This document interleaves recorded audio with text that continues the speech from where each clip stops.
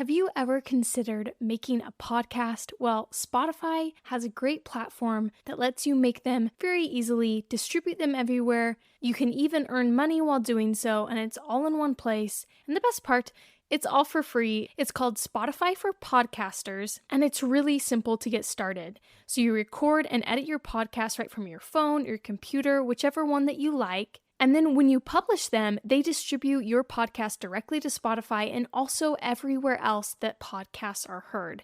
You can do video podcasts, you can interact with your audience with Q&As and polls. And once they're up and running, like I mentioned before, you can even earn money through your podcast in a variety of ways through things like ads and podcast subscriptions. And of course, it's totally free to use. There is no catch. When I started Plant School, I used Spotify for Podcasters, and I continue to use it because I love it. It's super easy to use, and it gives me everything that I need as a podcaster. So if you have ever wanted to start your own podcast, I highly recommend that you try out Spotify for Podcasters. You can download the app or go to www.spotify.com/podcasters to get started. Hello and welcome to the Plant School podcast. I'm Rachel Tenney, and here we learn all about plants, how they work, how to care for them, and it's all taught in a way that anyone from beginner to expert can listen to, understand, and enjoy. So I hope that you will join me in Plant School. Hello and welcome to the Plant School podcast. I am so happy to have you here with me today. Whether you're a long-time listener or a new listener, I'm just happy to have you here. So today's episode, you can see that it is all about prepping houseplants for spring. And before I jump into that whole subject, I do want to announce a giveaway winner. And if you've been listening for a while, you know that I do giveaways every so often.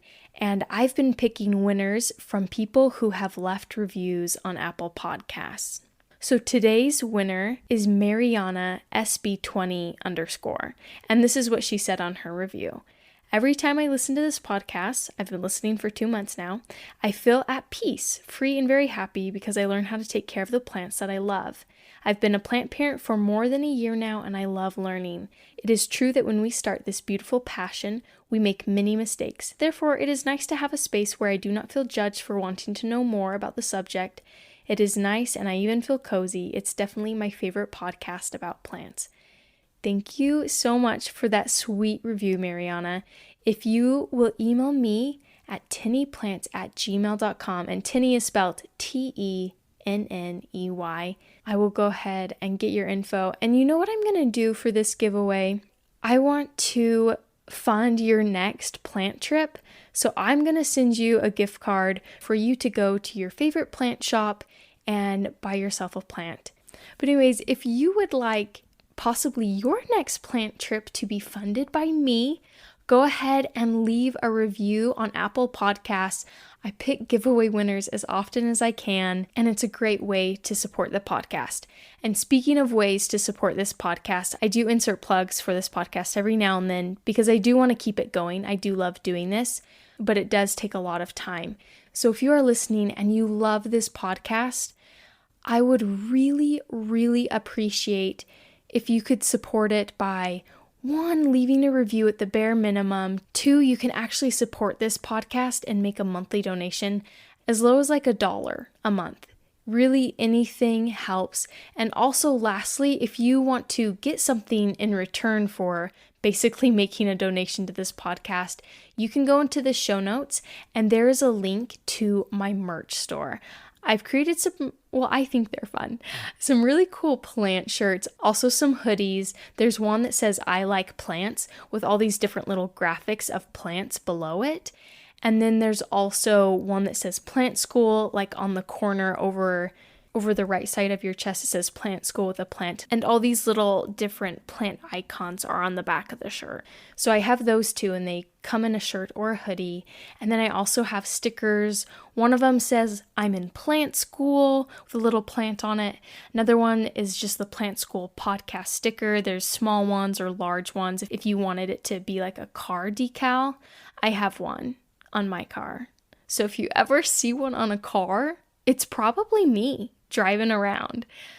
Yeah, maybe I shouldn't share that. I don't know. I don't think anyone's ever going to find me on the road. Let's be real. And then there's another sticker. It just says, I like plants, with a cute little monstera on it. So if you would like to help this podcast out and basically make my entire day, I would so appreciate you buying something from my merch store, becoming a donor. The donor link is also in the description of every episode, and the merch store link is in the description. So you can look at both of those. If you want to buy something, amazing. That would be so amazing. If you want to become a donor and donate like $1 a month, amazing. It would make my entire day. It would make my entire week, year, really. And if you really can't spend any money, that's fine. Leaving a review makes a difference too, and I so appreciate it. Any kind of support you give, I do appreciate it. All right, so I know that was a long plug for me, but like I said, it keeps this podcast going. But let's get into the episode, shall we? Tips for prepping our houseplants for spring. So the first day of spring was actually this past Monday on March 20th. So I thought it would be the perfect time to talk about how to prep your houseplants for spring. So tip number 1 is water more frequently. You may be wondering why this happens, and it's because your houseplants, they are getting extended periods of sunshine coming in your windows, so your plants are expending more energy as they are photosynthesizing more. Therefore, your soil is drying up faster. Those roots are pulling up water much faster. And you guys know, if you've been listening for a while, I'm not a big advocate for watering your plant on a schedule or just like upping your watering amount all of the sudden. I'm a big advocate for checking your soil. So perhaps this tip number 1 should be more of check your soil more frequently, because it might be drying out quicker than it has been in the winter. So check your soil more frequently. If it's dry, it's going to need some water, and if it's not, wait a few days. So tip number 2 is to prune your houseplants. So while you're out there doing your spring cleaning, which me and my husband have been working on for the past 2 days, it's been so cleansing. It's felt so good just to chuck stuff out. And a big part of that today, actually, I was working on it. A big part of that was cleaning my houseplants. It honestly took probably an hour and a half, because I've been neglecting them all winter long, so they kind of really needed this pruning. So I went in, I looked for any dead, wilted, or damaged leaves or foliage, and I removed them. I made sure that I wasn't removing any more than 25% of the plant though. If you do more than that, it can really stress out and shock the plant. So try and keep that rule when you're doing so. And actually, by removing weak or leggy growth and removing these wilted leaves, it's really beneficial for the plant. It helps invigorate growth and helps them be bushier and more full and healthy. So don't feel bad when you have to trim your plant. It's a good thing. And also, this is just a tip. I'm not sure how many people follow this really religiously. Sometimes I don't, but cleaning your scissors or your shears, whatever one you're using, with rubbing alcohol after each plant is highly recommended, so that you aren't spreading any sort of disease to other plants and passing things along that should not be passed along. So tip number 3 is to check on your lighting. And maybe this is a little bit obvious for you, but we know that the earth is circling around the sun, right? And so the sun is hitting your home and windows slightly differently every single day. And so if you haven't checked where the sun is streaming in since like the beginning of winter, check out how the sun is coming in your windows, adjust your plants if necessary. If they are by the window and they're getting so much sun, maybe they're getting a little bit of sunburn on the leaves, you're going to want to move them away from that sunny window so they will stop getting that sunburn. All right, tip number 4 is to move your plants outside. And this is a tip, it's like you can do it if you want to. You don't have to do this. So if you like to have some houseplants outside, spring is a great time to start thinking about doing so, because once it doesn't get below 65 degrees Fahrenheit or 18 degrees Celsius throughout the entire day and night, your houseplants are good to be outside. If it's dipping below that 65-degree mark, your plant could possibly freeze and get some damage. So just make sure to check the temperature, and once it's at that level, you can start moving them outside. Acclimating them over a few weeks is the most ideal. So you can put them like in a shaded location, then in a more sunnier location. And also, too big of a temperature change can shock and damage your plant. So that's why you don't want to be tossing them out when it's like in the 50s and the 40s, because technically they might not freeze, but the shock can really damage them. And also, while you are putting them outside, make sure you're watching for signs of sunburn with brown, white, or even transparent leaves. And when they're outside, this is just a note, they do tend to dry out much faster. So you're going to need to check the soil more often to know when they need to be watered. Just keep your eye on that, because out there in sunnier locations where there's more air movement, their soil does dry out very quickly. And if there's some sort of crazy weather, spring kind of has crazy weather to begin with, like windstorms or hail, make sure to bring your houseplants in, because you don't want them getting hit by a windstorm or a hailstorm that could cause some real serious damage. All right, I'm going to pause right here for a quick break, and when we come back, I have 6 more tips to help your houseplants in the springtime. Listen to the 48 Hours podcast for shocking murder cases and compelling real-life dramas from one of television's most watched true crime shows. Go behind the scenes of each episode with award-winning CBS News correspondents and producers in Postmortem, a weekly deep dive. Listen to 48 Hours wherever you get your podcasts. Okay, we are back, and we're going to jump right into tip number 5. So number 5 is dust off your plant's leaves.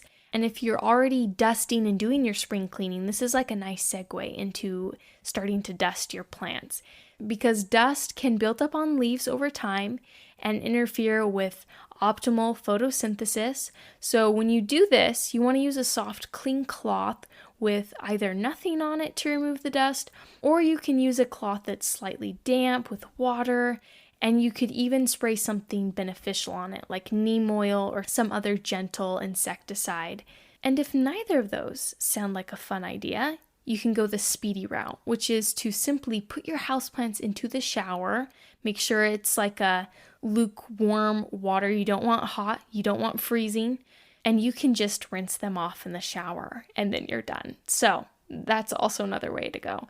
And this is especially helpful if you have houseplants and their leaves are like a little bit fuzzy, like a prayer plant. And this is because you can't really use a cloth with plants that are fuzzy, or cactuses. You can't really use a cloth with them. So showers are great for that, or you can use a soft brush. So tip number 6 is to repot your plants. So if you notice that any of your plants have some of the signs that they need to be repotted, such as roots growing out of the bottom of their pot, soil being pushed up out of the top of the pot, or roots are circling at the bottom of your pot when you lift it out and check on it, or they also might be drying out really quickly, these are all signs that they are ready to be repotted. And repotting is great because it can stimulate new growth, give them room to expand. And on average, most houseplants are ready to be repotted about every 12 to 18 months. That's definitely not a rule, though. Some plants do better when they're kind of really tightly in a pot. But if you do notice some of these signs, you think your plant is ready, you're going to want to choose a pot that's 1 to 2 inches larger in diameter than the previous one it was in. And that new soil that you've put into the pot provides a lot of fresh nutrients, and it won't need to be fertilized for the next few months, which is great. Less things to do. So tip number 7, speaking of fertilizing, is to fertilize your plants. So fertilizing is recommended when your plants are pushing out new growth, and this often happens throughout spring and summer, and growth can sometimes slow down in fall and winter. So kind of be aware of new growth, and if you see it, start fertilizing your plants every few weeks, depending on the strength of your fertilizer that you like to use. I personally recommend starting with a week dose of fertilizer in March and April, and then starting to increase it gradually each month so that it's at its full strength by around June or so. Tip number 8, this one's kind of a fun one that I normally wouldn't think of, but I wanted to include it, and that is to collect rainwater. So spring is often known for having a lot of rainstorms, and this is the perfect time to be collecting rainwater to use for your houseplants. So I did look up if any states limit how much water you can gather, and most of them do not have a limit on you gathering rainwater. The most stingy states on this is Utah and Colorado, which is great because I am in Utah, and they allow you to store up to 2,500 gallons, which is like a massive amount. But if you do have the space to set up a rainwater collection system, this is kind of a fun way to support your houseplants. Rainwater doesn't contain the chemicals and harsh salts that tap water does, so it's really beneficial that way. If this is like a tip that's like, yeah, no, Rachel, I can't do this, that's fine. I feel the same way. I'm currently renting, so I'm not really sure my landlord would be super jazzed to see like a 50-gallon barrel just sitting on his property. But this is definitely something I would do if I wasn't renting. So for all you people out there who are able to do this, this might be a fun way to support your houseplants, and the perfect time to do it because a lot of rain is falling from the sky during spring. So tip number 9 is to open your windows on warmer days. The fresh air and the humidity especially is really great for plants. It can help them acclimate to the outside if you're planning on moving them out there. So just remember, open up those windows. Houseplants do not mind it as long as the temperature is pretty similar to the temperature inside. It doesn't have to be exactly, of course, but that extra humidity can be really great for them. And my last tip number 10, is to propagate your houseplants. So a lot of houseplants are going through spurts of new growth, so this can be a great time to take pieces of them to propagate. And also a lot of plants produce offsets or pups or baby plants, whatever you like to call them, and they often will shoot more of them out in spring. So it's a great time to take them to propagate them. And this would include plants like Sansevieria. Lots of new plantlets start to appear on the sides, and you are able to remove those to start new plants. Spider plants have those little pups that come off of them. They look like spiders, hence the name spider plant. I'm sure you guys know that. Also kalanchoes, which, man, I always want to call them kalanchos. I did a care guide on them, and I still struggle to call them their correct name, kalanchoe. Kalancho just sounds so janky, so I really need to get it out of my head. But kalanchoes produce little babies in spring. Also, there's a lot of succulents out there that produce pups, and this especially happens during the spring and summer. So watch out for those, because this can be a great time for you to propagate. Just something to keep in mind. And with that, those are my 10 tips for prepping your houseplants for spring. I hope it was kind of helpful to go through these in your mind. Maybe you thought of some things that you would like to do with your plants. Honestly, I'm thinking of this year trying to put some of my houseplants outside. One, because I think it would be fun and they could have a lot of new growth with the extra sun. But 2, because I am still dealing with some lingering fungus gnats and I just want them gone. And I feel like a great way to do that is to put it outside, and maybe, just maybe, they will finally be gone. But anyways, thank you guys so much for listening and for being here. I hope that you will join me in 2 weeks for a brand new episode of Plant School.